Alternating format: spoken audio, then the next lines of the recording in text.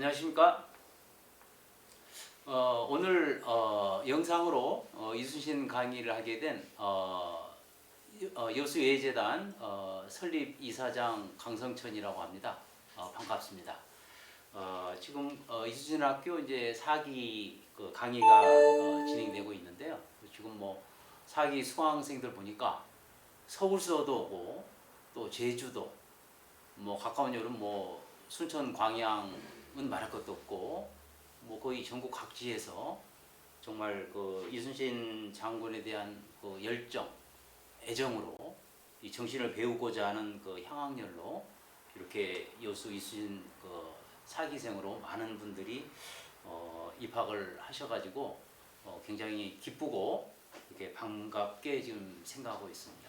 그래서 직접 얼굴을 마주하고 강의를 진행을 해야 되는데 최근에 지금 여수 코로나가 지금 확산 중에 있어서 갑자기 영상으로 강의를 진행하게 됐습니다. 그래서 준비가 지금 부족한 상태에서 갑자기 영상으로 이제 전환된 강의다 보니까 좀 부족한 점이 많을 것 같습니다. 그래서 이 점 잘 양해해 주시고 수강해 주시면 감사하겠습니다.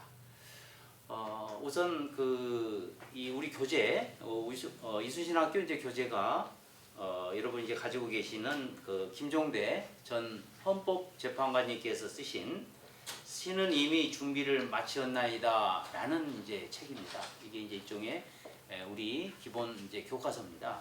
그래서 이 책으로 이제 주로 공부를 하는데 이 책이 어떤 책이냐? 그러려면 이 책을 쓰신 분이 어떤 분인지를 좀 알아야 이게 대해서 이제 제대로 이해를 할 수가 있거든요.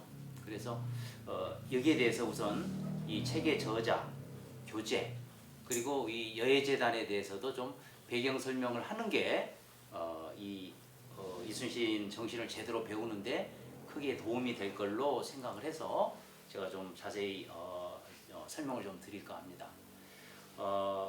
이 여수예의재단은 2017년에 설립이 됐고요. 여예재단은 서울, 부산, 여수 세 군데가 지금 설립이 됐습니다.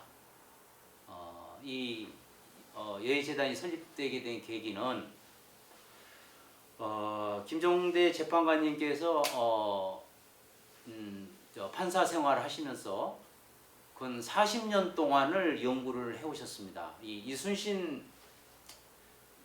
어떤 사람이고 이 정신이 뭔지 이거를 이제 40년 동안을 이제 연구를 해오셨는데 그 계기를 이제 재판관님께서 군 법무관으로 공군 법무관으로 계실 때 교양 강좌를 위해서 이제 헌책방에서 그 교양 강좌 할 그런 자료를 찾다가 우연히 노산 이은상 선생님께서 쓰신 이제 충무공 이 충무공 전기를 보고는 그 선자리에서 그대로 그냥 몰입이 돼가지고 선체로 그 책을 한 권을 다 읽고 이제 엄청난 그 감동을 받으셨다고 합니다. 그리고 도대체 이 이순신 장군의 그 실체가 뭐냐, 핵심이 뭐냐, 이거를 화두 삼아서 평생 40년간을 이순신 정신을 연구하고 또 그 정신을 실천하고 이 책을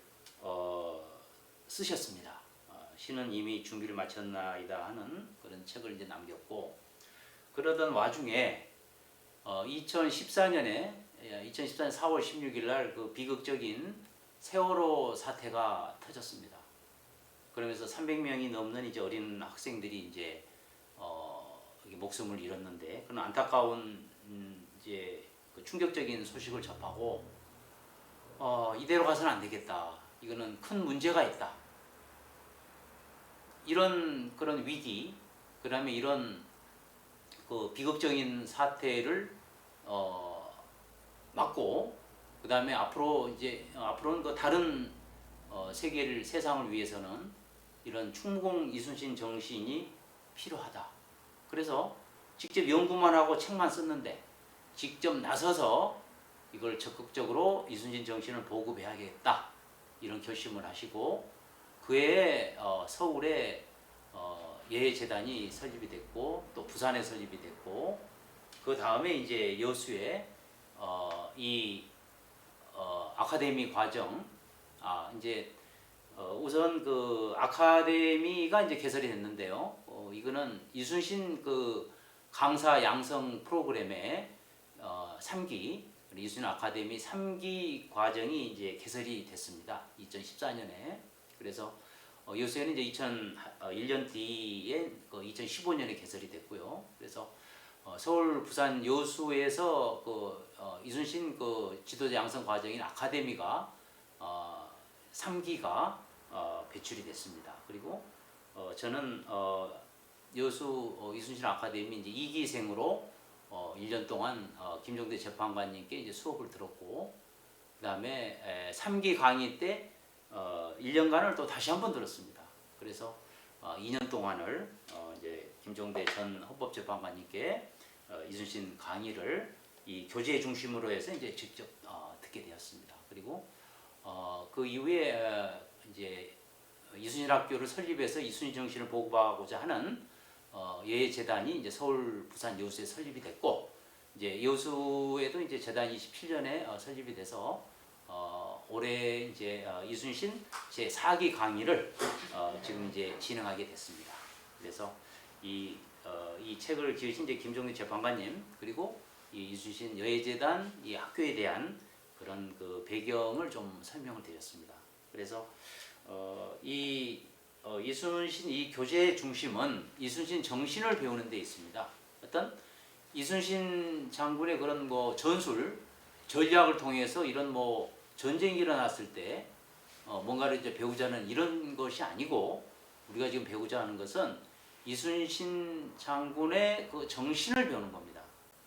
그러면 이순신 정신을 배우기 위해서는 이순신이 어떤 사람인지, 또 어떤 일을 했는지, 이것들을 이제 소상히 알아야 되는데, 그 모든 것들이 이 40년 동안 연구하고 이제 책을 심혈 기울여서 집필하신 김종대 전 재판관님의 이 교재가 거기 담겨 있습니다. 그래서 가능한 이제 많은 그 아주 그 훌륭하신 이제 강사님들이 강의를 쭉 해오고 계시는데, 그 강의만 가지고 이 이순신 정신을 다 설명드릴 수는 없고, 이 교재가 이 처음부터 끝까지 알찬 내용으로 이 이순신 정신을 알 수 있는 내용으로 이 잘 정리되어 있는 이 교재가 있으니까, 이걸 교과서 삼아 계속해서 반복해서 독서 100편 의자연이라고 100번 읽으면 뜻이 저절로 이제 드러난다라는 말이 있는데, 읽고 또 읽다 보면 이순신 정신이 굉장히 이제 제대로 드러나고 그런 이순신 정신을 이제 제대로 알 수 있고,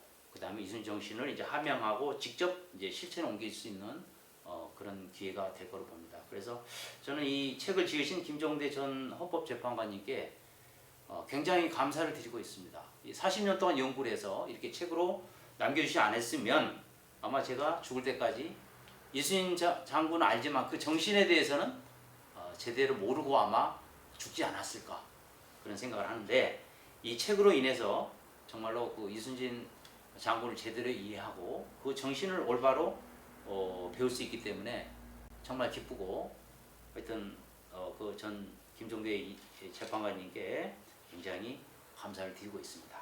그러면 바로 교재로 이제 좀 들어갈 건데요. 일단은 제 이제 강의 부분 이제 뒷부분에 이제 7년 전란이 끝나고 이제 마지막 그 파트인데, 우선은 제가 이제 처음부터 조금 제가 이제 2년 동안 그 재판관님께 이제 강의를 들었지 않습니까?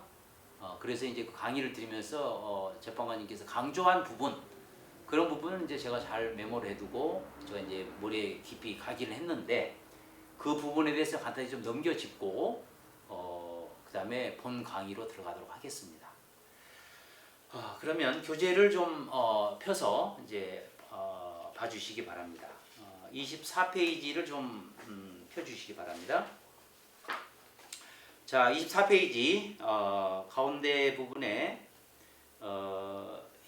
덕수이 시인 아버지 이정과 어머니 초계변 씨 사이의 사남 중 셋째였다, 이 구절이 있습니다.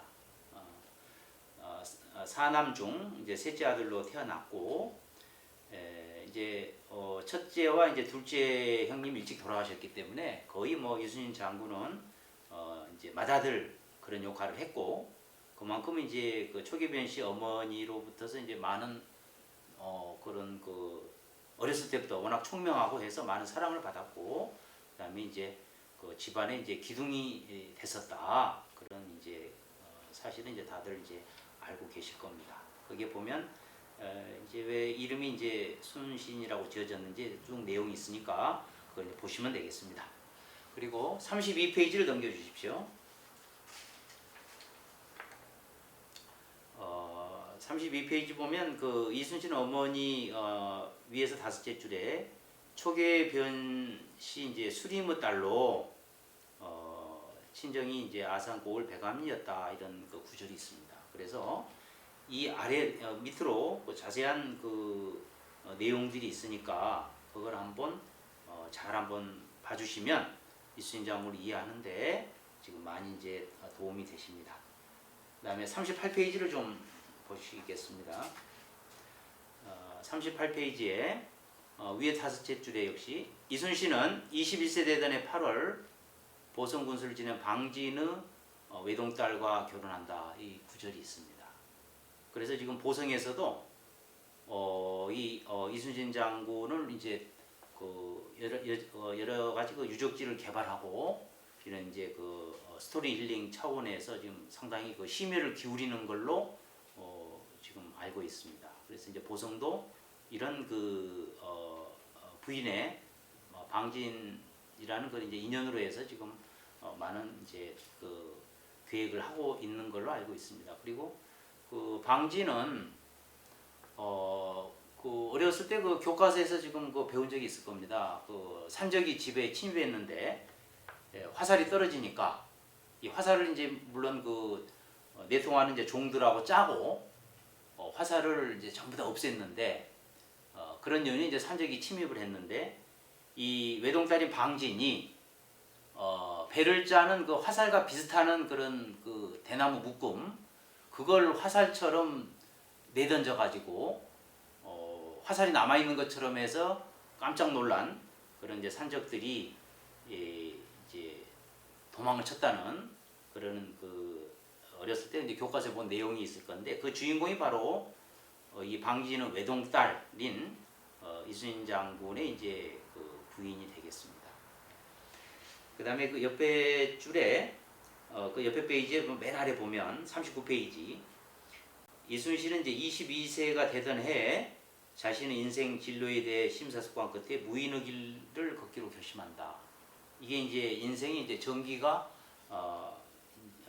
이제 마련되는 그런 나이가 이제 22세입니다. 그 전에는 이제 계속 문과 시험, 이제 과거 시험을 목표로 이제 일종의 문과 준비를 했다가 이 무인, 즉 무과로 이제 결정을 한 것이 22세 때인데, 이때 아마 내가 국가를 위해서 할 수 있는 일이 무엇인가, 그런 이제 심각한 이제 고민 끝에 이런 이제 장인이 무인이었고 또 외할아버지도 변수량도 무인이었고, 이런 영향으로 인해서 그다음에 그때 시대가 워낙 그 외침, 여진족이나 일본이나 이런 그 침입이 우려되는 위험한 시기였기 때문에 나라를 지키기 위해서 무인의 길을 이제 결정을 했습니다.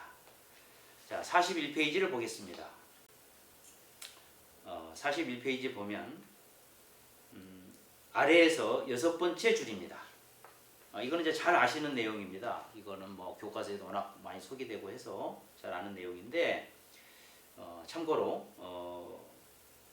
말이 넘어져서 이제 다리가 부러지는 부상을 당하고 첫 번째 이제 과거에 낙방을 합니다. 그래서 이것도 한번 이제 참고로, 이것은 이따가 뒤에서 이순신 장군의 체구에 대한 설명을 할 때 한번 좀 다시 한번 설명을 드리겠습니다. 자, 42페이지를 좀 보겠습니다. 42페이지 가운데 아래 이렇게 이제 그 첫 번째 시험에 낙방하고 4년 후에 이제 재도전하여 겨우 병과로 합격했다. 이제 갑을 병에서 병과니까 성적이 그렇게 이제 썩 좋은 편은 아닙니다. 그런데 이 병과로 합격했다고 해서 이순신 장군의 그 무예 실력이나 이런 것들을 낮게 봐서는 낮게 봐서는 절대 안 됩니다. 왜냐하면 조선시대 이제 평균 수명이 44세인데 그때 문과시험 29명 합격자의 이제 평균 연령도 이제 물론 34세인데 그만큼 이 문과시험이 상당히 어려웠다는 뜻입니다. 그리고 이 29명 합격자 중에서 25명이 당시 현역 군인입니다. 이제 현역 군인, 뭐 계속 말 타고 활쏘기하고 이런 그 직업 군인들을 이기고 그 속에서 이렇게 이제 합격을 했다는 것은 굉장히 어려운 일이고 그만큼 현역 군인이 아닌 상태에서 합격하는 것은 굉장히 어려운 일이었다 이렇게 봐야 됩니다. 그래서 그리고 이제 물론 또 나이가 있기 때문에 일단은 문과 시험을 어려서부터 준비한 게 아니고 22살 때부터서 이제 준비했기 때문에 그만큼 어려움이 많았을 건데 이렇게 이제 과거에 그래도 합격을 했다는 것은 굉장히 쉽지 않은 일이다. 그 조선시대 문과 시험을 보면 특히 그 말타는 그 기회 부분 이런 것들은 굉장히 쉽지 않은 부분입니다. 이게가 그래서 이거 병과도 합격한 것은 이제 나이도 있고 이런 차원에서 이제 갑을병 일단 이제 병과였지만은 이것이 뭐 그렇게 이순신 장군의 그 무예 실력이나 이런 것을 이걸로 가지고 평가할 수는 없습니다. 오신 무예 실력에는 출중했던 걸로 그렇게 지금 알면 되겠습니다. 그다음에 44페이지를 한번 보겠습니다. 44페이지에 위에서 7째 줄입니다. 그 망주석을 세운 얘기가 나와 있습니다. 여러 명의 하인이 합세하고도 이렇게 세우지 못한 걸 이순신 장군 혼자서 이 망주석을 이렇게 세웠다. 오랜 기간의 신체 단련으로 남다른 체력을 소유하고 있었다. 이제 저도 이 강의를 들을 때 이게 정말 진짜일까? 이순신 장군을 좀 영웅화하기 위한 차원에서 이런 것들이 좀 과장돼 가지고 전해온 내용이 아닐까 그런 의심을 했었는데 나중에 이제 제가 여러 가지 이제 하여튼 그 경로를 통해서 이제 이순신 장군의 이제 신체 그런 뭐 키 크기나 이런 거를 이제 알게 됐는데 그걸 보니까 좀 이해가 가더라고요. 이순신 장군은 이제 많은 연구를 하면서도 그럼 이순신 장군이 키가 몇이냐, 체구가 어떻냐 이렇게 물어보면은 모르는 경우가 많습니다. 근데 이순신 장군은 그 당시에는 거의 완전 거인이었습니다. 조선시대 때 평균 뭐 키가 성인이 뭐 160 이 정도 이제 내외였는데 이순신 장군은 키가 183 정도로 추정이 됩니다. 그래서 이순신 장군이 쓰던 칼을 보면은 굉장히 길고 깁니다 칼이.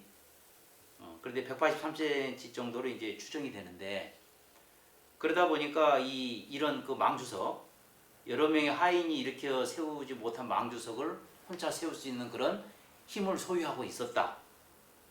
사실은 뭐 신체 단련한다고 해서 이제 체력이 급격히 뭐 늘어나고 이렇게 할 수는 없는데 이만큼 이순신 장군은 굉장히 거구였다. 그래서 이런 거구로 인해서 그 아까 앞서 말한 첫 번째 과거 시험 때 말이 넘어져서 이제 과거에 낙방을 했는데 그것도 저는 이제 그렇게 좀 연결해서 해석을 했습니다. 너무 무거운 거예요. 이순신 장군이 183cm 이런 거구가 말을 타니 당시에 이제 우리나라 말은 그 몽고 말보다 약간 큰 요즘에 보면 이제 한라 말이라고 이제 제주도하고 이제 몽고 말을 교배한 이제 그런 한라 말이 이제 약간 이제 서양 말보다 작은 말이 있는데 이런 이제 체구가 작은 말이 이런 183cm 그 거구를 태우고 이런 이제 이 태우고 이제 막 달리면서 이런 이제 그 시험을 보다 보니 아마 말이 지쳐가지고 앞발을 꿇어서 아마 넘어졌던 거 아닌가. 그래서 그런 가능성이 상당히 있습니다. 그래서 하여튼 이순신 장군은 굉장히 거구였다. 183cm 정도 추정되는 굉장한 거구였다 하는 것도 참고로 좀 알아주시면 이순신 장군을 좀 이해하는데 좀 많은 도움이 될 거로 봅니다. 그 다음에 제가 언급한 내용 말고도 이 책 하나하나가 굉장히 그 소중한, 계속 읽어야 될 그런 귀한 내용들이니까 시간 내는 대로 계속 많이 읽어주십시오. 그 다음에 53페이지를 좀 넘겨보겠습니다. 53페이지에 맨 아래, 53페이지 맨 아래 그 검은고, 너무나 잘 이건 모르는 사람이 없을 정도로 그 유명한 얘기인데, 전라자수와 성박, 검은고, 이 오동나무를 베어가려고 하는 것을 이제 이순신 장군이 이거를 막았습니다. 호령을 하면서. 그래서 이제 이게 이게 이제 굉장히 이 자체로 보면은 그냥 넘어갈 수도 있는데, 이게 굉장히 쉽지 않은 일입니다. 왜냐하면 이순신 장군은 지금 발포 만호고, 그 다음에 바로 직속 상관입니다. 전라자수사 성박이면 바로 그 전라자수령 오관오포의 직속 상관인데, 상관이 그 오동나무를 베어 가려고 하는 걸 막았단 말입니다. 이거를 여러분들이면 쉽게 이렇게 할 수 있는 일인가? 나는 쉽게 할 수 있을까? 이거는 결코 쉽게 할 수 있는 일이 아닙니다. 왜냐하면 직접 상관이 하는 일을 막았다는 것은 출세나 또는 어떤 보복이나 탄압이나 이런 것은 생각지 않고 오로지 공사 구분하고 옳은 일이 무엇인지 이것만 보고 이거를 막은 거거든요. 그럼 이게 정말 쉬운 일일까? 결코 쉬운 일이 아닙니다. 그래서 이 부분에 대해서는 좀 많은 생각을 좀 해볼 필요가 있는데요. 제가 이런 이순신 장군과 같은 위치에 있을 때 이걸 막을 수 있을까? 저는 쉽지 않을 것 같아요. 그러나 이제 이순신 정신을 배우고 이 정신을 이제 무장한 상태이기 때문에 아마 저도 이런 똑같은 상황에 처한다면 저도 뒷일은 생각지 않고 승진해서 불이익이나 출세나 보복이나 이런 일을 생각하지 않고 막을 것 같습니다. 실제로 이순신 장군은 이 일로 인해서 뒤에 이 모함을 받아서 하여튼 직위 해제 일종의 그런 일도 당하고 여러 가지 이제 하여튼 그 보복 조치를 당했는데 이게 정말 그런 생각처럼 그렇게 쉬운 일은 아니다. 좀 많이 생각해 볼 부분이라서 제가 다시 언급을 했습니다. 그 다음에 55페이지 한번 보겠습니다. 55페이지에 그 내용 보면 아래에서 네 번째 줄입니다. 자, 이 보복 일종의 이제 그 오동나무 사건으로 인해서 이제 성박이 후임 수사라는 사람한테 이제 보복을 당부했겠죠. 성박이 이순신 장군을 좀 작살내주라. 술 한잔 사면서 이렇게 부탁을 하지 않았겠습니까? 그래서 이제 그 보복 조치가 들어오는데, 이순신 장군은 무대책, 그냥 무대뽀는 아닙니다. 아무 대책 없이 이렇게 저질러 보는 게 아니고, 이런 오동나무 사건이 있었기 때문에 어떤 보복 조치가 들어올 것이라는 것을 대비하고 철저한 준비를 하고 있었다는 걸 알 수가 있습니다. 이게 보면 이게 이제 글쎄 굉장히 중요한 내용이죠. 이게 이런 준비가 없었다면은 이순신 장군은 바로 이때 이제 벌써 문제가 됐겠죠. 그러나 철저하게 준비를 해서 발포는 결석자가 3명뿐이고 다른 포에는 더 많은 결석자가 나왔는데 왜 나만 가지고 이렇게 징계를 하려고 하느냐, 그런 말을 이제 그 수사가 듣고는 더 이상 이제 보복 조치를 진행을 못하는 거죠. 그러니까 이걸 보고 이순신 장군의 그 철저하게 준비하는 철두철미한 그런 성격을 알 수 있습니다. 이런 성격 때문에 임진왜란도 철저하게 준비를 했고 거북선까지도 그걸 만들게 됐고 그래서 이 거의 백전백승의 그런 전승 신화를 만들어냈던 것 같습니다.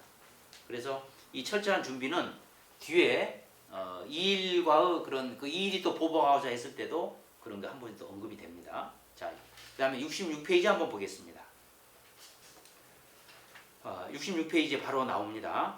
예, 이 이순신 장군의 이 철저함을 알 수 있는 무조건 하는 게 아니고 무조건 그냥 뭐 직속상관이 하는 걸 거부하는 게 아니라 거기에 대한 보복에 대비해서 이런 철저하게 준비를 하고 있다는 것을 알 수 있는 이제 일화가 또 나와 있습니다. 자, 이 보면 일곱째 줄에 병사 2일 본인의 그 증원 병력을 그 요청을 갖다가 이제 무시해서 이런 여진족의 그 이제 녹둔도구 침입을 막을 수가 없고 이제 백성들이 이제 하여튼 인질로 잡혀가고 전사자가 발생하는 상황이 발생했는데 이 사실은 이제 병사 2일에 이제 책임이 있는데 자기 책임을 이제 덮기 위해서 하여튼 이순신 장군을 덮어씌우기 위해서 이순신 장군을 처벌하려고 이 병사 2일이 이제 수작지를 꾸몄는데 이 역시도 철저하게 이제 준비한 이순신 장군에 의해서 이 일은 자기 이제 계획이 다 수포로 돌아간 것을 이제 알 수가 있습니다. 가운데 줄에 보면 또한 보십시오. 내가 힘써 싸워 적도들을 물리치고 우리 백성 60여 명을 구출해 돌아왔는데 어찌 이를 패전이라 할 것이며 또한 진작부터 군사들을 더 배치해달라고 몇 번이나 청했으나 이를 불허한 공문서, 서목이 내 수중에 있으니 조정에서도 죄가 결코 나한테 있지 않음을 알게 될 것이요. 즉 나를 처벌하면 이러한 내 그 죄가 없고 오히려 병사 2일의 책임이 있다는 그런 문서가 있고 나는 이거를 다 조정에 제출해서 문제를 삼겠다. 이 말에 이 일은 더 이상 뭐 대꾸도 못하고 이제 이순신을 하옥시킬 수밖에 없었는데 이런 준비가 없었다면 아마 폐장으로 몰아가지고 그냥 아예 권장으로 그냥 때려 죽이는 장살 그런 처분을 했을 수도 있습니다. 그런데 이렇게 철저하게 준비를 했기 때문에 이런 그 죽을 위기에 처한 그런 위기를 넘기고 이렇게 이제 백의종군에서 공로를 세우라는 그런 이제 백의종군으로 일단은 이제 수습이 될 수 있었던 겁니다. 그러니까 이 두 사건 을 통해서 이순신 장군의 그 철저하게 준비하는 철저함 그런 성품을 짐작할 수 있는 이런 일화입니다. 그다음에 자 75페이지를 좀 보겠습니다. 75페이지에 아래쪽에서 여섯째 줄에 조대중 집 수세 가다가 나온 금오랑을 만났다. 이 증거물 속에 당신이 대중에게 보낸 편지가 들어있던데 살짝 빼내어 드릴까요? 이순신은 보통 사람 같으면 아유 감사합니다. 또 오해를 살 수 있으니까 감사합니다 하고 그 청을 부탁을 할 건데 오히려 거부를 합니다. 놔두시오. 여기에서도 이순신 장군의 그런 성품을 알 수 있습니다. 원칙이고 원리주의자고 어떤 규정을 철저히 따르는 뭐 악법도 법이다. 그걸 철저히 따르는 그런 이순신 장군의 성품을 볼 수 있는데 오히려 이게 결과적으로는 이순신 장군한테 굉장히 그 위기에 빠질 수도 있는 상황을 오히려 막을 수 있는 그런 일이었다고 봅니다. 만약에 비밀이라는 게 없는데 금오랑이 어떻게 해서 이순신 장군의 그런 편지를 빼내서 이순신 장군한테 건네줬다라는 얘기가 만약에 이순신 장군을 싫어하는 그런 적대 세력에 들어갔다면 그 사실로 아마 죄도 없이 어떤 죽음에 이를 수도 있는 그런 사실이었는데 이거를 거부하고 있는 그대로 만약에 잘못한 바가 있으면 그대로 처벌받겠다. 그런 태도로 인해서 그런 화에 큰 화를 입을지도 모르는 것을 이제 방지를 했다. 그런 이제 내용입니다. 그 다음에 다시 83페이지를 지금 보겠습니다. 자, 83페이지에 중간에서 약간 아래쪽입니다. 중간에 약간 아래쪽에 보면 1592년에 자수영을 출발해서 백야곳을 기점으로 오관오포, 전라자수영 오관오포를 차례로 순시했다는 내용이 나옵니다. 이순신 장군이 전라자수사로 부임한 것은 임진왜란 발발 1년 2개월 전인 1591년 2월입니다. 그러니까 전라자수영으로 부임을 하고 나서 1년 만에 오관오포를 순실합니다. 그런데 이 진중일기가 난중일기가 임진년인 1592년부터 이제 기록이 됐기 때문에 이 오관오포가 전라자수사 부임 이후에 첫 번째 순시인지 아니면 이게 이제 두 번째 뭐 순시인지 이건 알 수가 없습니다.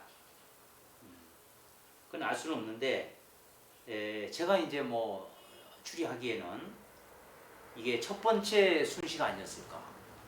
왜냐하면 오관오포를 순시하는 게 뭐 지금처럼 그냥 간단하게 뭐 차로 순식간에 이렇게 뭐 돌아볼 수 있는 그것이 아니고 옛날에는 길도 제대로 없고 많은 사람들이 갈 수 있는 뭐 길이 제대로 나 있는 것도 아니고 거의 배를 통해서 배와 또 말을 타고 육로로 이렇게 해서 이제 둘러보는 곳이기 때문에 무려 지금 오관오포를 순시하는데 13일이 19일부터 27일까지 약 한 8일이 지금 걸렸거든요. 일주일이 넘게 지금 걸렸거든요. 약 따지면 딱 9일이 걸렸는데 이 9일이라는 시간을 임진왜란 1년 2개월 전에 부임한 이순신 장군이 아마 그런 9일의 시간을 들어가는 그런 오관오포 순시를 하지는 않았을 것 같습니다.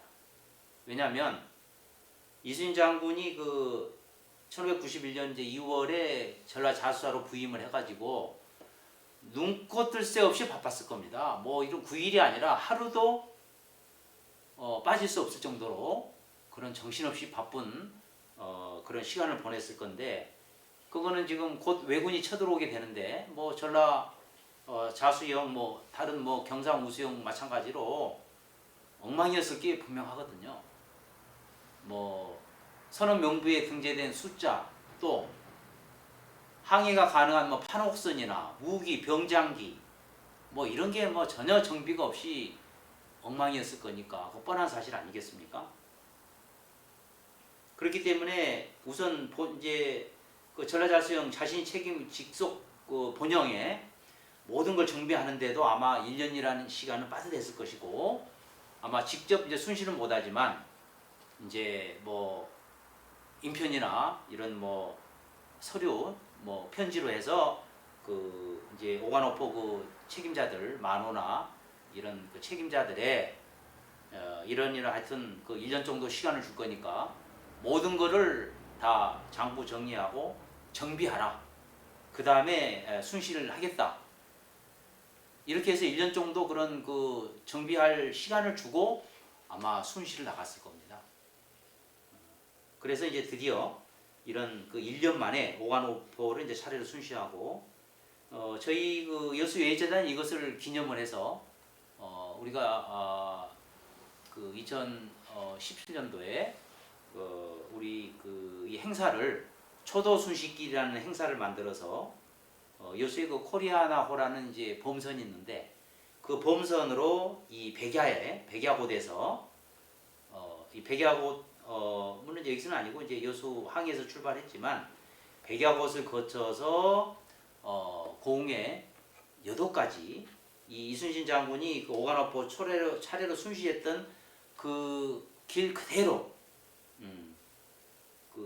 초도 순시를 이제 직접 경험하는 그런 코스를 만들어서 지금 몇 년째 이걸 해오고 있는데 학교 선생님들 이런 뭐 우리 이순신 학생들 이렇게 해서 해오고 있는데 굉장히 지금 반응이 좋습니다. 그리고 굉장히 의미 있는 행사라서 아마 이순학교 사기생도 기회가 되면 아마 이 오관오포 초도 순시하는 이 코리아나 배를 타고 하는 그런 답사 그런 행사가 아마 있으면 굉장히 좋을 건데 아마 반드시 한번 있게 될 것 같습니다. 그때 많은 참석을 하시면 굉장히 좋을 것 같습니다. 그 보시면 차례로 순시했다. 관포 책임자가 전쟁 준비에 만전을 기한 곳에서는 기분이 좋아 술도 마시고 여흥도 즐겼다. 그러니까 이제 1년 동안 어느 정도 준비가 이제 끝났기 때문에 이순신 장군의 그 여유로움을 볼 수도 있습니다. 그 밑에 줄에 보면 또 아름다운 경치를 보면서 탐복도 하고 하인들도 술을 마실 수 있도록 배려도 하면서 밤늦게까지 취하기도 했다. 아름다운 경치를 보면서 탐복도 했다. 이때가 이제 한참 꽃피는 이제 꽃이 뭐 진달래를 해서 꽃이 피는 이제 그런 때거든요. 음력 2월이니까 이제 봄이 돌아오고 이제 양력으로 따지면 3, 4월 정도 될 건데 이 아름다운 경치를 보면서 탐복을 했다는 구절에서 우리가 알 수 있는 것은 1년 동안 밤낮 없이 준비하면서 어느 정도 전쟁 왜군을 막아낼 그런 전쟁 준비가 어느 정도 이제 거의 준비가 됐구나.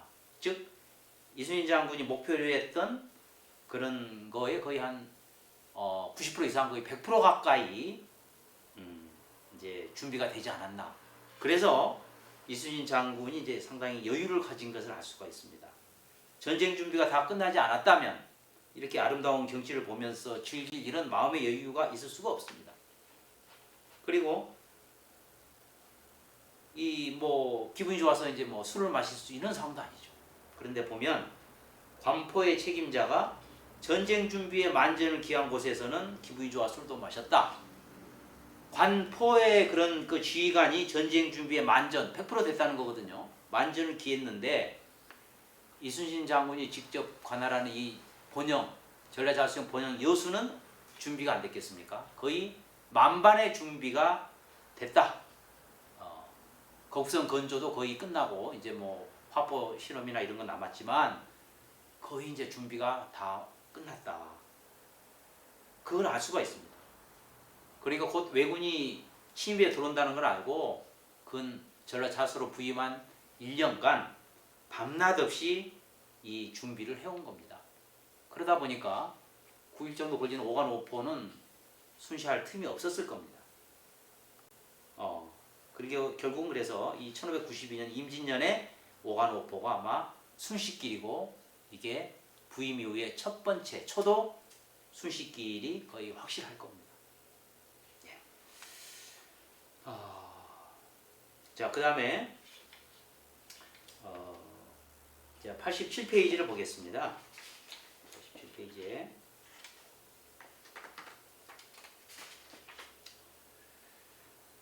지금 이제 그 맨 첫째 줄에 보면 이제 조총의 이제 유효 사거리와 활의 이제 2배 가까이 되었고, 총알의 이제 속도, 파괴력, 뭐 하여튼 조총이 이제 굉장히 이제 그 신무기였고 강력했기 때문에 이제 거북선이 발견되었다 이런 이제 내용이 이제 나와 있습니다. 그래서 이 거북선에 대한 내용이 쭉 이제 나와 있으니까 이제 잘 한번 보시고요.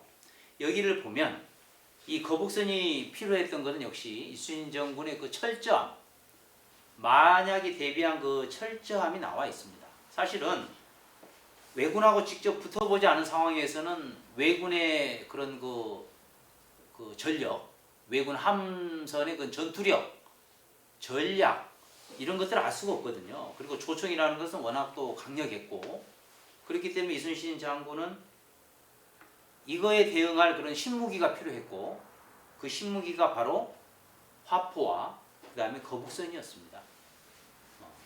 그런데 이제 실제로는 그 이제 그 외란 중에 실제 이제 전투에서는 판옥선이 그 일본의 그 뭐 안택선이나 이런 그 전선을 워낙 그 압도를 했기 때문에 또 화포로 이제 거리를 유지하면서 이제 화포로 해서 거의 뭐 상대가 안 됐기 때문에 실제로 그 임진왜란 중에 그 거북선의 그 활약은 그렇게 이제 초기의 그 전투를 빼놓고는 그렇게 뭐 크지 않았습니다.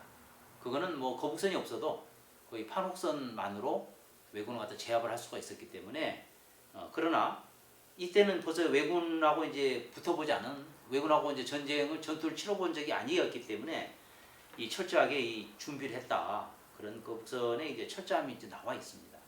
그래서 거북선은 실제로 그 치열한 전쟁이 벌어졌던 명량해전이나 또 노량해전에서는 이 거북선은 없었습니다. 뭐 칠천량 해전에서 세대에 있던 거북선이 이제 다 불에 탔고, 한산도 있을 때 얼마든지 거북선을 제조할 시간적 여유가 있고 그랬지만, 거북선을 이렇게 많이 만들지 않았던 것은 바로 이런 뭐 가성비랄까 할까요? 판옥선에 비해서 그런 그 효율이 많이 좀 떨어졌기 때문에 그 뒤에는 그렇게 건조를 안 했던 겁니다. 자, 그 다음에 90페이지를 좀 보겠습니다. 90페이지에 가운데서 약간 아래쪽에 보면 거북선은 150명 내외의 수군이 승선하는데 절반가량은 격군, 노를 젓는 격군이고, 그 아래층에서 노를 젓고 나머지 절반은 위층 갑판에서 포와 활을 쏘는 그런 전투행위를 했다. 예. 이게 이제 이제 일종의 판옥선인데요. 1층은 이제 사실은 이제 지하층을 1층으로 본다면, 지하층은 이제 수군들이 쉴 수 있는 그런 이제 그 방, 그런 이제 쉬는 공간이 있고, 잠을 자고 쉬는 공간이 있고, 또 여러 가지 뭐 식량이나 이런 병장기, 이런 물자들을 이제 저장할 수 있는 창고가 있습니다. 그게 일종의 1층입니다. 그리고 노를 젓는 그 격군이 있는 데가 바로 2층입니다. 그래서 여기가 이제 2층이고, 그 다음에 전투를 하는 것은 갑판입니다. 그러니까 갑판 위는 판옥선일 때는 바로 그냥 이제 저장 창고 이런 1층, 격군이 있는 2층, 이렇게 2층 구조고 갑판이 있는데, 이 갑판을 거북선은 지붕을 만들어서 씌웠죠. 그게 거북선입니다. 판옥선 갑판 위를 지붕을 만들어서 씌운 것입니다. 그러다 보니까 이게 3층 구조가 돼야 됩니다. 근데 요즘에 복원된 거북선 보면 2층 구조로 해가지고, 초기에 이제 2층 구조로 이제 이게 많은 이제 학자들이 주장을 하다 보니까 2층 구조로 해서, 그러다 보니까 거북선이 2층으로 된 거북선은 어떤 문제가 발생하냐? 격군하고 이 전투병이 같은 2층에서 함께 하게 되는 겁니다. 근데 이것은 말이 안 됩니다. 노를 젓는 격군하고 이 포를 쏘고 이게 활을 쏘는 전투병이 한 층에 있다? 이거는 노도 못 젓고 전투도 할 수 없게 되는 겁니다. 이건 이렇게 분리되어 있어야 됩니다. 그렇기 때문에 거북선은 3층 구조가 맞고요. 왜냐하면 전투 중에 가장 중요한 게 이 전후 좌우로 전투 상황에 따라서 바로 이동할 수 있는 기동력, 탱크가 기동력이 없어진다면 그건 바로 파괴되는 거거든요. 또 공격하기도 힘들고, 그렇듯이 전투 중에 가장 중요한 기동력이고, 그거는 격군의 그 노젓는 그 힘에 의해서 움직여지는데, 그래서 전투 중에 격군은 죽을 힘을 다하기 때문에 손바닥이 다 뭐 피바닥이 될 정도로 이렇게 젓는 겁니다. 쉴 틈이 없습니다. 그런데 같은 층에 화포랑 같은 층에 있어가지고 포를 쏠 건데 자꾸 너를 멈추고 있어라? 이건 말이 안 되는 겁니다. 그래서 2층으로 복원된 거북선은 다 엉터리다 그렇게 보시면 됩니다. 그래서 지금은 이제 3층 구조론이 이제 많이 대두가 되고 있는데, 이거는 거북선은 3층이 맞습니다. 2층은 절대 되지 않습니다. 그런데 많은 이제 학자들이 3층 구조가 맞지 않다 그렇게 주장하는 이유가, 3층으로 만들었더니 복원력이 없어서 전복이 돼버린다. 그거는 거북선이 굉장히 이 150명이 승선하고 그런 전쟁 물자까지 다 싣게 되면 굉장히 무겁습니다. 그렇게 무겁게 해서 배가 밑으로 가라앉아 가지고 이 무게 중심을 잡고 이제 운행이 되는데, 이 복원한 3층으로 복원한 배 같은 경우는 그렇게 무게가 무겁지가 않았던 것이거든요. 그러다 보니까 그냥 바로 그냥 이 무게 중심을 잃고 아마 전복을 됐을 그런 상황으로 보여집니다. 3층으로 만든다고 해서 절대 전복이 안 되는 건데, 그것은 큰 배가 항해할 때 평형수라고 해서 그 물을 컨테이너 박스를 싣고 이제 외국으로 갔다 빈 배로 돌아올 때는 배를 안정적으로 유지하기 위해서 평형수를 채우는데, 그 평수가 없다면 배가 바로 전복하기가 쉽거든요. 그런 폐연소 같은 역할을 하는 것 없이 3층으로 된 그 거북선을 가지고 이제 실험하다 이렇게 전복이 된 것이지, 그렇게 전복되고 된다고 해서 그건 3층이 아니고 2층일 것이다 얘기하는 거는 그건 말이 안 되는 소리입니다. 그래서 이 거북선은 굉장히 이제 논란이 많습니다. 그리고 이제 거북선에 대해서도 이제 많은 또 논란이 있는 것이, 지붕을 철판을 씌웠는데 측면은 그 철판을 씌웠느냐 안 씌웠느냐 이런 논란이 있습니다. 그래서 대부분의 의견은 지붕을 씌웠다 치지만 기록이 있으니까 측면, 옆면은 철판을 씌우지 않았을 것이다. 측면까지 철판을 씌웠다면 배가 너무 무겁다. 항해가 힘들다. 이런 주장을 하는데, 이거는 제 개인적인 의견입니다. 지붕에 철판을 씌운 것은 화공을 막기 위해서거든요. 우리가 그 오래된 성을 가보면 그 성 대문은 항상 그 판갑, 철판이 씌워져 있습니다. 그걸 판갑이라고 합니다. 그런 판갑이 씌워져 있는 이유는 뭐냐? 전체를 다 쇠로 만들면 그런 그 쇠도 너무 많은 쇠가 들어가고, 그다음에 문이 그 쇠문이 너무 성문이 육중해서 그거는 열고 닫는 게 너무 힘들죠.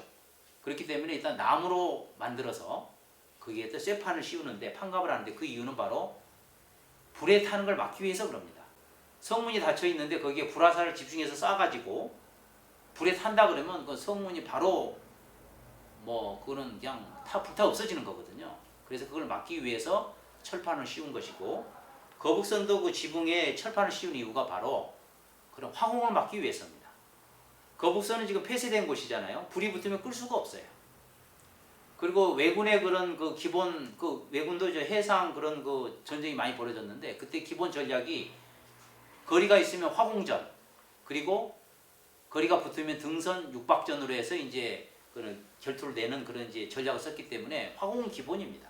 그렇기 때문에 거북선은 적진을 뚫고 들어가서 이런 그 공격을 하는 건데, 화공에 대한 대비책이 없을 수가 없습니다. 그래서 이순신 장군은 그 철판을 씌웠던 것이고, 마찬가지로 측면도 철판을 씌워서 판갑을 하지 않으면 불화살을 쐈을 때 그건 불타서 없어지는 겁니다. 전부 그냥 화장되는 겁니다. 그렇기 때문에 측면도 화장을 했고, 역시나 철갑선이 맞다고 저는 보는데, 그런데 참 이거는 일단은 그 믿거나 말거나 말씀을 하나 드리면,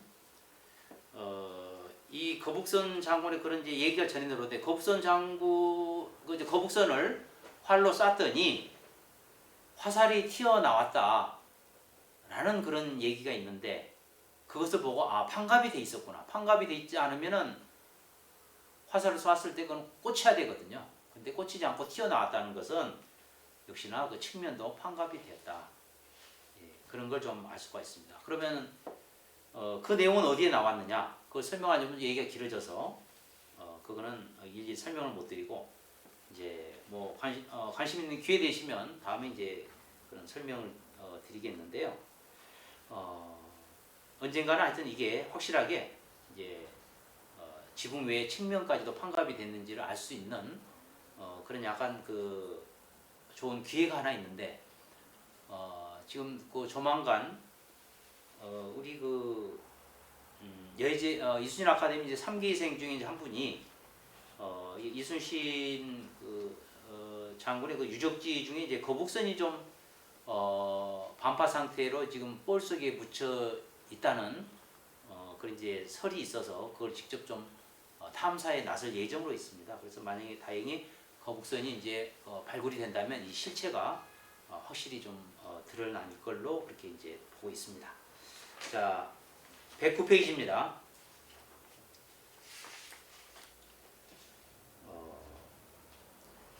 그 109페이지 보면 중간에 이제 경상자수사 박홍 얘기 나오고, 그 다음에 이제 번영 얘기 나옵니다. 이게 보면 경상 그 좌수사 박홍도 대소군선 103척을 바다에 가라앉혔다. 다 태워서 불태워서 다 침몰시키고 도망을 쳤다. 그리고 또 경상 우수군도 거기에 이제 오하포에 본영을 두고 있었는데, 원균입니다. 원균도 이 소문, 왜군이 침비에 들어왔다니 소문만 듣고 이 수영을 불태우고 1만여 명의 수군을 해산시켰다. 전선 60여 척도 대포, 군기 이런 거를 모조리 바닷속에 버리고 배 4척만 나누어 타고 도망을 쳤다라는 구절이 나옵니다. 자, 이거에 대해서도 조금 이해를 해야 되는데요. 지금 그 경상 그 우수사 원균에 전선 60척에 수군이 1만 명으로 되어 있습니다. 이거는 장부상 수군일 겁니다. 그런데 전라자수영은 이 본영이 바로 이제 지금의 부산 수영구 수영동에 수영구라는 그 이름이 바로 이 수영에서 이제 나왔는데요. 일종의 이제 옛날 이름으로 동래 남촌 해운포입니다. 그런데 요즘에 이제 수영인데 60여 척이 지금 수군 1만 명이니까 대소군서 103척이었다면은 경상 자수영은 훨씬 더 수군 병사가 많아서 뭐 한 15,000명 이상 되지 않을까 싶습니다. 왜냐면 이거는 바로 왜군하고 바로 이제 침입에 들어올 수 있는 가장 가까운 곳이니까. 그런데 경상 그 자수사 박홍은 모조리 다 불태우고 그냥 자기 몸 혼자만 도망쳤고, 원규는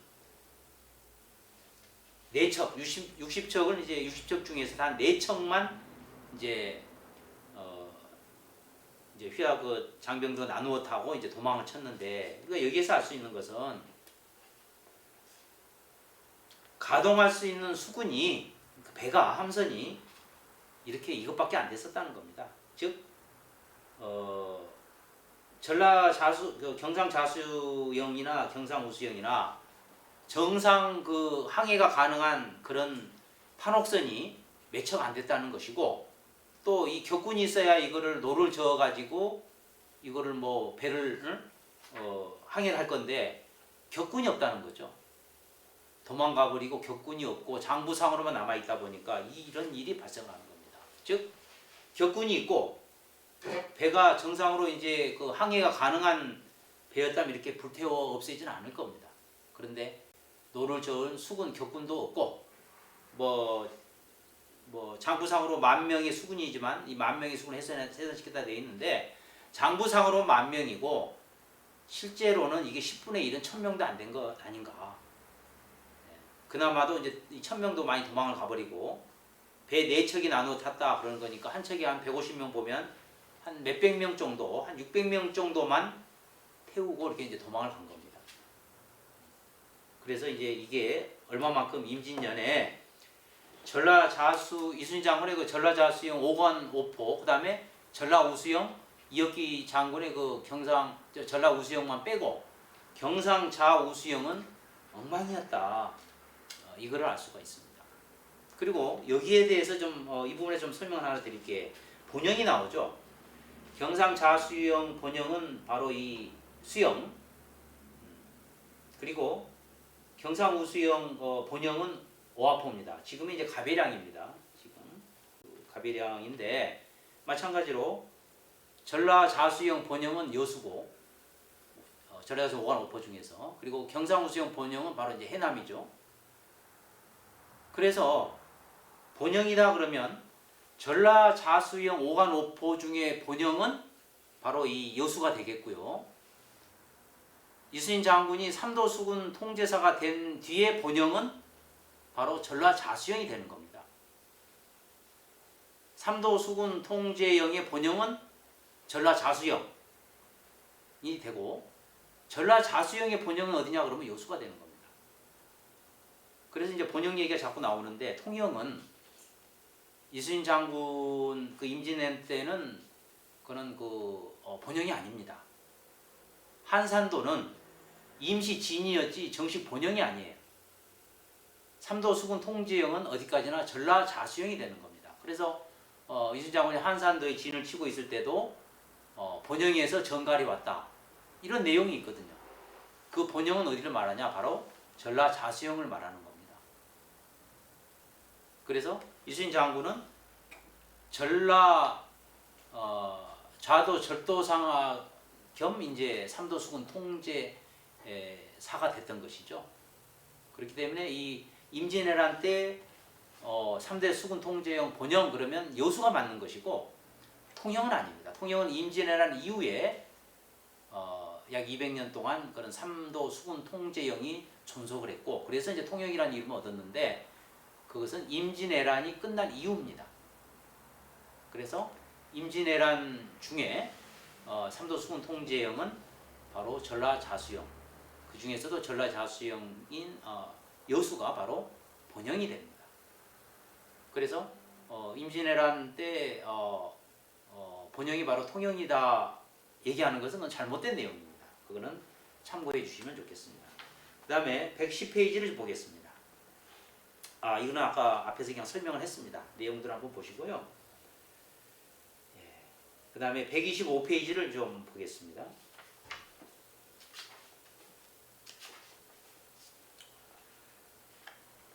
자, 밑에서 네 번째 줄에 군관 송일입의 그런 얘기가 나옵니다.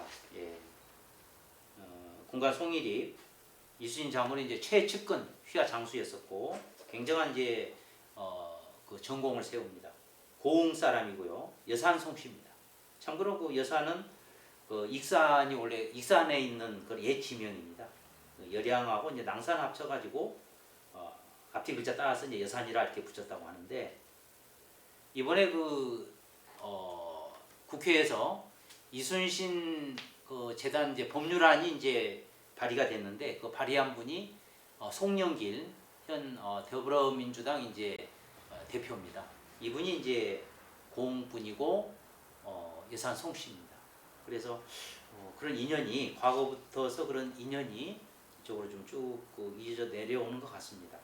그래서 지금 그 국회에서 이제 그 법률로서 이순신 재단 이제 지원할 그런 법률안이 발의가 됐고 이제 심의 중에 있는데, 이게 이제 뭐 그냥 쉽게 되는 건 아니고, 법률안 통과가 우리 그 뜻 있는 이순신을 사랑하는 많은 분들의 그런 좀 힘을 모아야 될 것 같습니다. 141페이지입니다. 141페이지 보시면요. 자, 여기에 보면 내용이 맨 위에 보면 여러 고을을 지금 분탕질하고 있었다. 그리고 중간에 아래에 이순신은 부득이 출전 예정일을 4일 앞당겨서 전라 자수하군만 이끌고 경상 바다로 나아갔다. 이제 이 내용에서 생각할 수 있는 거는 전라 우수영 그 이옥기 장군하고 같이 만나가지고 경상 앞바다로 나가자 이렇게 이제 약속이 돼 있었는데, 그 날 예정일보다 4일 먼저 전라 자수군만 이끌고 이제 출정을 하게 됩니다. 근데 그 이유가 뭐냐? 바로 그 이순신 장군의 그런 이 백성들을 사랑하는 마음, 애민 정신을 이제 엿볼 수 있는 대목입니다. 이 왜군이 와서 이 분탕질을 하고 있으니까 이게 차마 이 안타까운 이런 거 백성들이 이제 죽고 다치고 하니까 이걸 참을 수가 없어서 4일을 기다리질 못하고 이렇게 출전한 이런 그 애민정신, 자나깨나 이렇게 백성들을 사랑하고 이제 국가를 걱정하는 게 바로 나라 걱정하는 게 바로 백성을 사랑하는 것이니까요. 그런 이순신 장군의 이제 기본 이제 성품을 이제 알 수 있는 내용입니다. 그래서 제가 언급을 했습니다. 그다음에 150페이지를 좀 보겠습니다.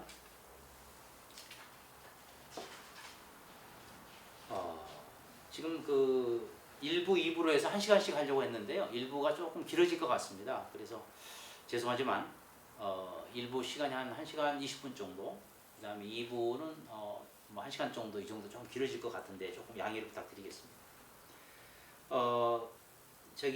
가운데에서 밑에서 8째 줄 보면 이것도 한번 이제 이 문구를 좀 주목을 해 주십시오.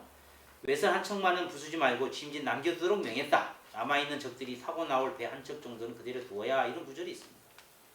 이 역시도 이순신 장군의 그 사려 깊은 치밀한 성격을 알 수가 있습니다. 이 백성들을 사랑하는, 즉 공을 생각하면 모조리 다 외선을 깨 부수고 이걸 장기에 올려야 되는데 한 척은 남겨두라고 봅니다. 그 이유는 한 척은 남겨둬서 왜군들이 배를 타고 도망갈 수 있도록 기회를 줘야 육지로 내려가지고 이 백성들 분탕질을 막을 수 있기 때문에, 이걸 계산해는 이런 치밀함, 백성을 자나깨나 사랑하는 마음을 알 수가 있습니다. 그래서 이 대목도 뭐별 중요하지 않은 내용 같지만 상당히 이런 의미가 있습니다. 그래 이순신 장군의 정신을 알 수 있는 그런 내용이기 때문에 김종대 전 헌법재판관님도 이 강의할 때 이런 부분을 굉장히 좀 강의를 하시고 이 수강생들이 좀 생각할 수 있는 기회를 많이 줬던 그런 부분입니다. 그다음에 173페이지를 좀 보겠습니다. 거기에는 이제 위에서 이제 여덟째 줄에 아홉째 줄에 보면 이제 9월 1일 날 가덕도 북쪽을 출발한 연합 함대에서 이제 부산 해전 그 얘기가 나오는데요. 이 9월 1일을 기념을 해서 이제 부산 시민의 날이 지금 9월 1일로 정해서 지금까지 이제 이어져 내려오고 있습니다. 이게 또 바로 부산 시민의 날의 기원이 바로 이순신 장군의 이 부산 해전에서 시작이 되고 있습니다. 188페이지 보겠습니다. 여기에 이제 위에서 여덟째 줄에 보면 전라자수군 우후 이몽구에 대한 얘기가 나와 있습니다. 우후 이몽구. 우후 이몽구는 이제 전에 우리 재단 행사 때 이몽구 장군의 후손이 이제 그때 초도순식길 답사 때 이제 참석을 해가지고 이제 얘기를 나눌 수가 있었는데, 우후 이몽구는 이순신 장군이 굉장히 이제 술을 좋아하셨는데 이 술 동무입니다. 아주 그냥 가장 가까운 술 동무였고, 그만큼 이제 흉중을 털어놓고 함께 이제 술을 마시는 아주 이제 친한 분인데, 칠천량 해전에서 이제 패하고 이 전라자수영을 우후 이몽구 장군이 책임지고 있었는데, 이때 굴량미와 그런 병장기를 수습을 못하고 전라자수영을 불태우고 철수를 하게 됩니다. 이걸 이순신 장군이 이제 삼도 수군 통제사로 이제 복귀한 뒤에 이 책임을 물어서 우후 이몽구 장군을 곤장으로 다스리고 그 다음에 이 직위를 이제 해제하고 이 심한 벌을 줍니다.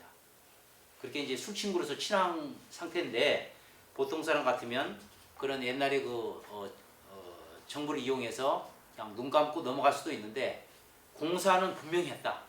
아무 이렇게 술 마시면서 친하고 이런 정말 흉중을 털어놓는 그런 친구 같은 그런 장수였지만, 잘못에 대해서는 엄중하게 책임을 묻고 처벌하는. 나중에 이제 후손께 얘기를 들었더니 우후 이몽구 장군은 이제 하동의 악양으로 자기의 실수를 너무 반성을 하고 부끄러워하고 이제 이 악양으로 이제 숨어 들어가서 결국 거기에서 여생을 마쳤다고 합니다. 그다음 옆에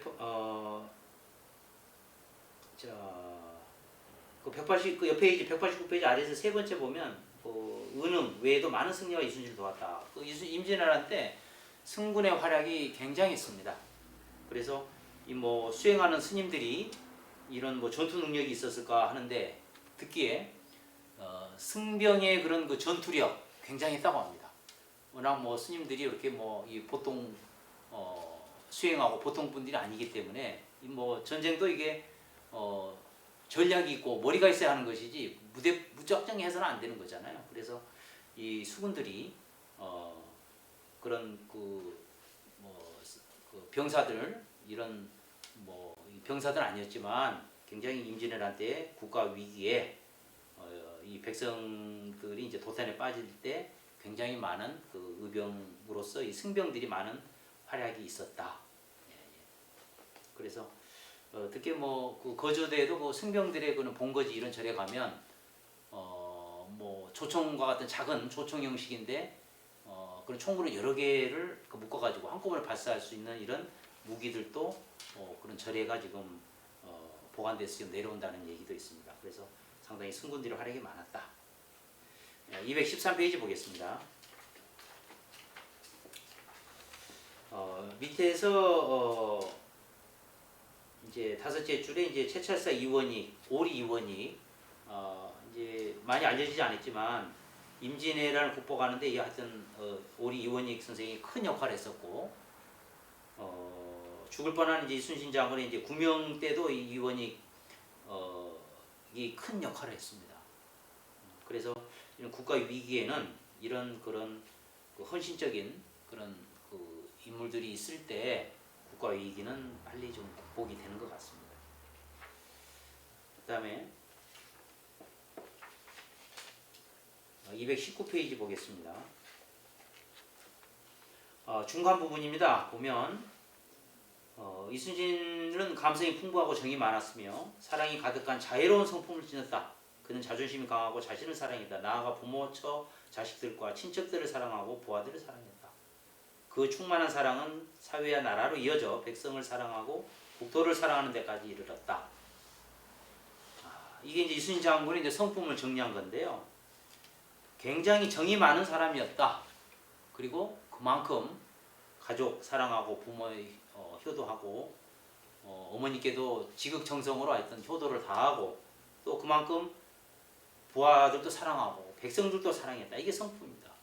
나아가서 하여튼 이 애민정신, 투철한 애민정신, 그 이순신 장군의 성품인데 안타까운 것은 그 역사를 전공한 사람들이 이순신 장군에 대해서 이걸 잘못 알고 있는 경우가 있어서 깜짝 놀랐습니다.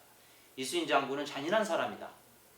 이 사학을 전공한 사람이 제 친구인데 사학을 전공했습니다. 그런데 이순신 장군은 잔인한 사람이다. 그냥 출전을 앞두고 군의를 세우기 위해서 휘하장 병사를 갖다 참수하고 이런 잔인한 사람이었다. 이렇게 알고 있어서 깜짝 놀랐는데 이게 이순신 장군을 이 왜곡시키고 비판적인 악의적인 그런 글을 적은 이런 그 야서와 같은 글들로 인해서 그렇습니다.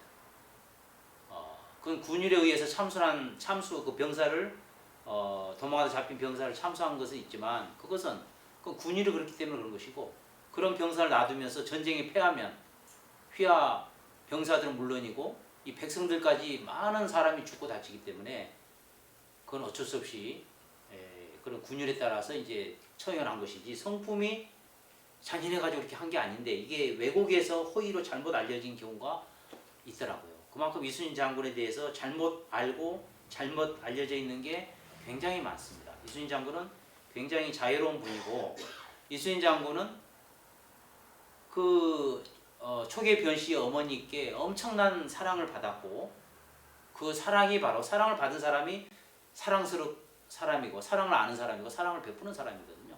그 어머니의 그 사랑이 한없는 사랑이 이렇게 이순신 장군을 이렇게 사랑으로 충만한 사람으로 만들었던 것 같습니다.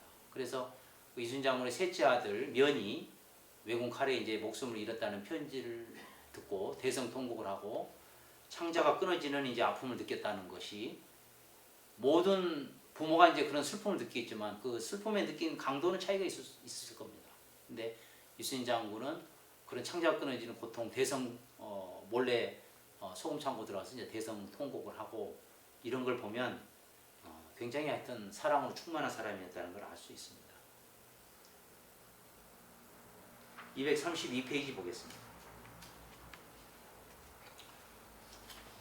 그래서 이순신 장군이 그 모함을 받아서 옥에 갇히고 고문당하고 겨우 목숨만 살아서 백의종군을 한 뒤에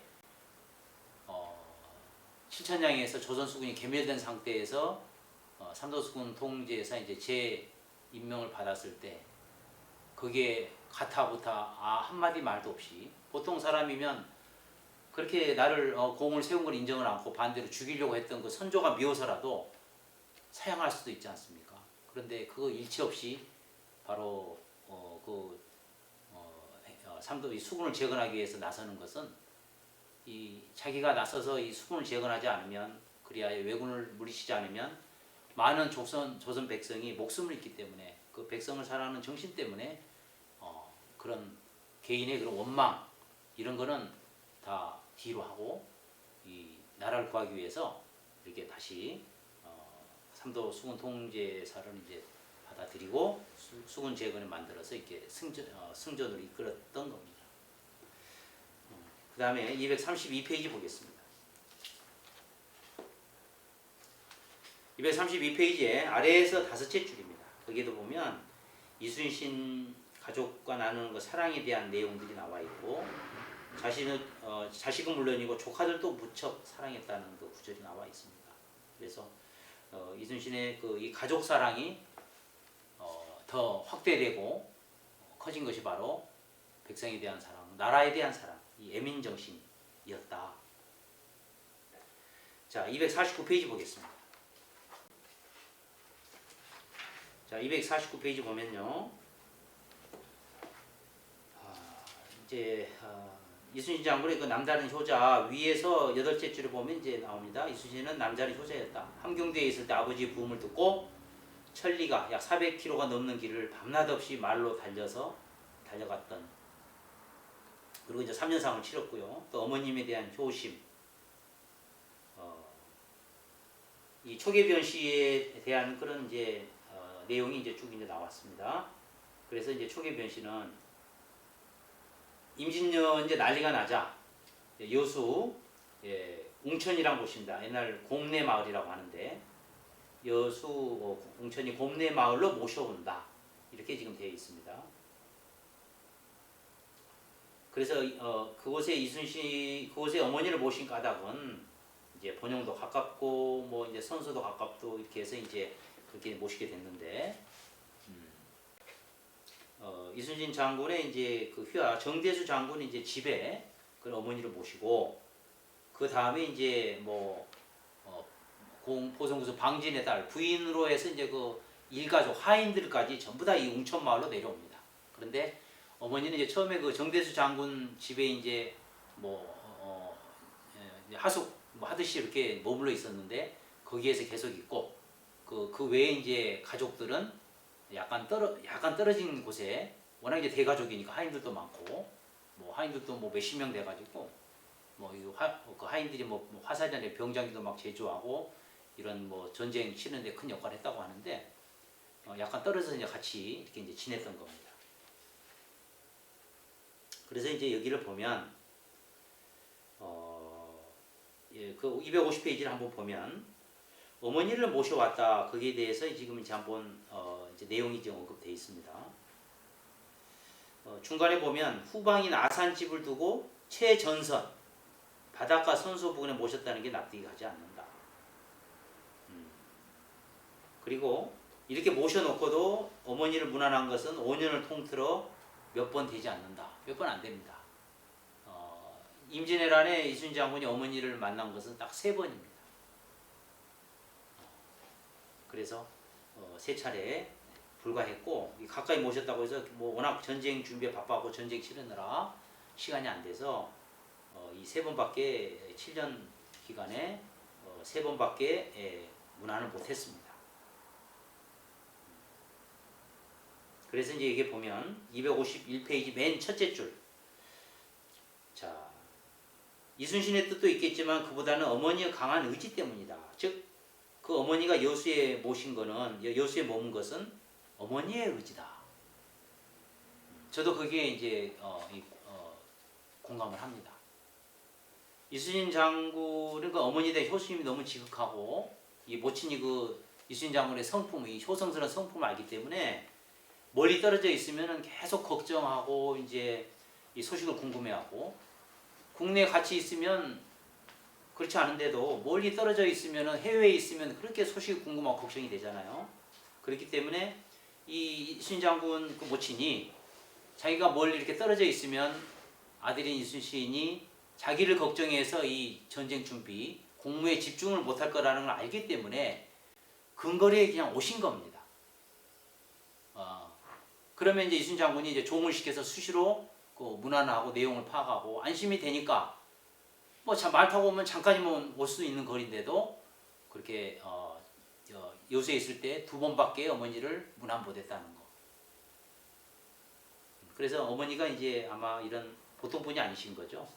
자식의 성품을 알고 내 걱정 말고 이 공무에 집중할 수 있도록 여수로 직접 그냥 내려오신 겁니다. 그래서 이순신 장군 어머니에 대한 그 내용이 쭉 있는데, 이것도 한번 그 어머니의 그 아들이었다, 그런 생각이 듭니다. 자, 253페이지 보겠습니다. 이순신 장군의 이제 그 효성에 대한 그 내용이 이제 중간 아랫부분에 나옵니다. 어머니를 배울 때 걱정할까봐 흰머리카락을 뽑은 거, 또 식사량이 뭐 전부 다 줄었다고 걱정하면서 이제 눈물을 흘리다 이런 내용들이 있고요. 그 아래에서 세 번째 줄 보면 이순신 장군이 문안할 수 있었던 거는 갑오년 1594년 1월하고 11일, 1월 11일, 12일 이틀 두 번 문안할 수 있는데, 그는 여수 선소에서 이제 배 만든 일을 이제 시찰하기 위해서 가다가 그 도중에 있으니까 웅천이 여수 선소로 가는 중간 지점에 있습니다. 그래서 이제 가다가 잠깐 이제 들른 거, 그 내용이 나와 있습니다. 네. 그래서 이제 그 다음에 283페이지 그걸 보겠습니다.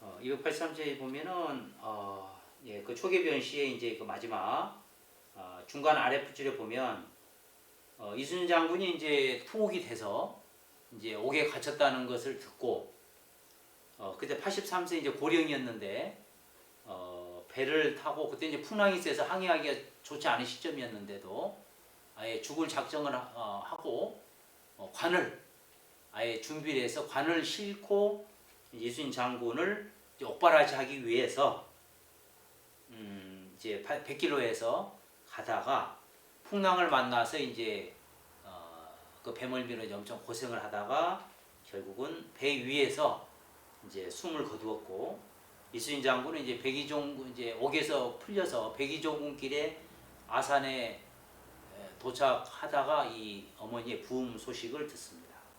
당년 83세로 돌아가셨습니다. 292페이지 보겠습니다. 자, 292페이지.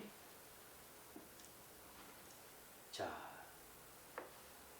229페이지 보면은 이제 이게는 제 다음 주에 이제 강의할 때 이제 나왔던 것인데 제가 뭐 언급하던 부분이라서 잠깐 그냥 언급을 하겠습니다. 그 이순신 장군의 위에서 여섯째 줄 보면 판옥성 한척당 164명이던 군사 수가 90명으로 반감이 되었다. 그러다 보니까 격군이 반으로 줄어들 수밖에 없어 제대로 교대도 못한 채 하루 종일 노를 져야 했으므로 병선의 이동 속도가 현격히 줄어들어서 선단이 제대로 움직이지 못했다. 즉 전투 능력을 상실한 거고, 이런 상태에서 칠천량에서 이제 기습을 당해서 조선 수군이 괴멸을 당한 겁니다. 이제 그 거북선의 그러니까 판옥선의 노는 좌우 8개씩 16개입니다. 16개고 노 하나에 약 2명씩 붙습니다. 이게 노를 저을 때 16개고 두 개를 저으면 이제 32명이 이제 달라붙는 것이죠. 32명. 그러면은 이제 이 격군 64명이 교대로 2교대로해서 이제 노를 져야 되는 겁니다. 이게 격군만 해서 64명인 거죠. 그런데 군사 수가 한 배에 90명밖에 안 되니까, 격군이 64명이 안 되니까 이 교대로 2교대로 져야 되는데 교대를 못하고 계속 졌다 보니까 피로가 쌓이면서 이거는 제대로 이 병선이 이동이 힘들었다, 그런 얘기가 지금 나와 있는 겁니다. 그러면 이제 전투도 당연히 칠 수가 없는 거죠. 그 다음에 303페이지를 보겠습니다.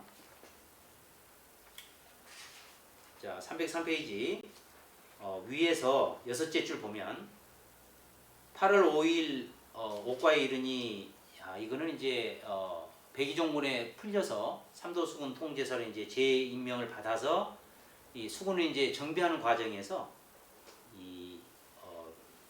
이제 하마에서 했다는 부분인데, 이 부분은 아마 이제 따로 강의하니까 그때 언급이 될 겁니다. 이 말에서 내린 거, 이 피난하는 백성을 위로하기 위해서 말에서 내려가지고 이 손목을 잡고 위로했다. 이 말에서 내리는 거, 말을 안 타보면 굉장히 이걸 잘 이해를 못합니다. 이게 말에서 내렸다는 거는 자동차에서 그냥 내린 것처럼 생각하면 절대 안 됩니다. 이 말에서 한번 내렸다가 말을 다시 올라타는 건, 내리는 것도 쉽지 않지만 올라타는 거는 훨씬 더 어렵습니다. 그래서 이거를 약 그 자동차 내리는 걸 비교한다면, 말에서 한번 내려서 말에 올라타는 거는 자동차에서 한 10번에서 한 15번 정도는 오르락내리락 하는 정도의 그 수고로움, 힘든 일입니다. 그냥 한 번 내리고 하는 것이 아니고 그만큼 힘든 일인데 이 백성들 사랑하는 마음이 너무 안타까우니까 자기도 모르게 말에서 내려가지고 이렇게 백성은 손목을 잡고 이렇게 위로했다는 거. 이게 바로 이 이순신 장군의 그런 백성을 사랑하는 마음이 있었기 때문에 가능한 거고 이게 애민정신. 이렇게 백성 한 명 한 명, 이 하층민들 백성 하나하나까지 사랑하는 이순신 장군의 성품을 알 수 있다. 이런 내용입니다. 그래서 이것도 좀 주목해서 한번 보셔야 됩니다. 그 다음에 304페이지 거기도 이순신 장군의 그런 그 애민정신 그걸 알 수 있는 내용이 있으니까 이제 한번 보시기 바랍니다. 그 다음에 329페이지 한번 보겠습니다. 329페이지부터 이제 제 2부 본 강의를 이제 시작하겠습니다. 잠시 1부 강의는 이걸로 마치고 2부 때 뵙도록 하겠습니다. 네, 수강해 주셔서 감사합니다.